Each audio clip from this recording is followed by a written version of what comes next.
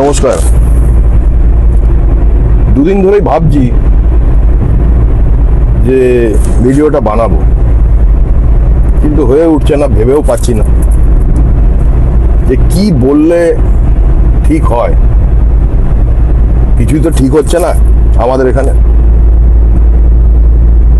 WBCS, West Bengal civil service এক্সামে যে 300 নম্বরের বাংলা পেপার পরীক্ষায় বাধ্যতামূলক করা হবে বলে যে নোটিফিকেশন জারি হয়েছিল, সেই নোটিফিকেশন আলটিমেটলি সেটি হলো না।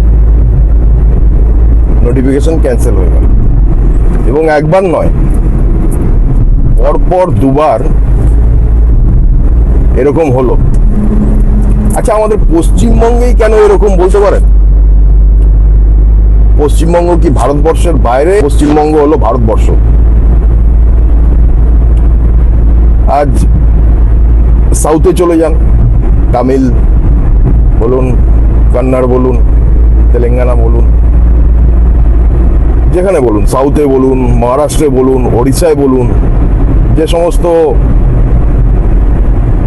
হিন্দি ভাষা বলা রাজ্যগুলো আছে সেগুলো বলুন, সব জায়গায় তাদের নিজের মাতৃভাষায় পরীক্ষা বাধ্যতামূলক। শুধুমাত্র পশ্চিমবঙ্গ তার ব্যতিক্রম কেন হবে? রাজ্য সরকার দুবার নোটিফিকেশন জারি হওয়ার পরে পিছিয়ে আসার কারণ কি? কিসের দুর্বলতা? আজ কি রাজ্যটা চালাচ্ছে ববি হাকিম আর বিবেক গুপ্তা মিলে? প্রশ্ন রইল, প্রশ্নটি যেন আমাদের মাননীয় মুখ্যমন্ত্রী, আমাদের শিক্ষামন্ত্রী,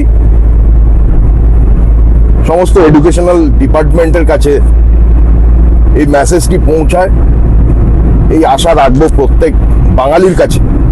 বাঙালির সময় হয়েছে কিন্তু এবার প্রতিবাদ করার। আর ঘরে বসে থাকলে হবে না, এরপরে প্রতিবাদ করতেই হবে। প্রতিবাদের ভাষা বাঙালি হারিয়ে ফেলেছে। একটা সময় ছিল যে ব্রিটিশ সাম্রাজ্যবাদের ভিত নড়িয়ে দেওয়া বাঙালি আজ প্রতিবাদের ভাষা ভুলে গেছে, প্রতিবাদ করতে ভয় পায়। আর ভয় পেলে কিন্তু নিজেদের জাতির অস্তিত্ব আর রক্ষা করা যাবে না। ভয় পাবেন না, প্রতিবাদ করুন, এবং WBCS এ বাংলা যেন বাধ্যতামূলক হয় 300 নম্বরের পেপার, সেই লড়াইয়ে বাংলা পক্ষের সাথে সামিল হন।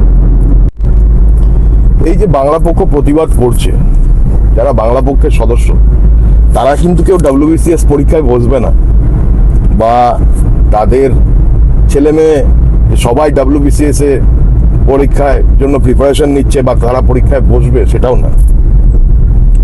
কিন্তু ছাত্র সমাজ ও আমাদের পরের প্রজন্মের কথা মাথায় রেখে আপনি যদি এই প্রতিবাদে সামিল না হন, তাহলে আগামী প্রজন্ম কিন্তু আপনাকে ক্ষমা করবে না। জয় বাংলা।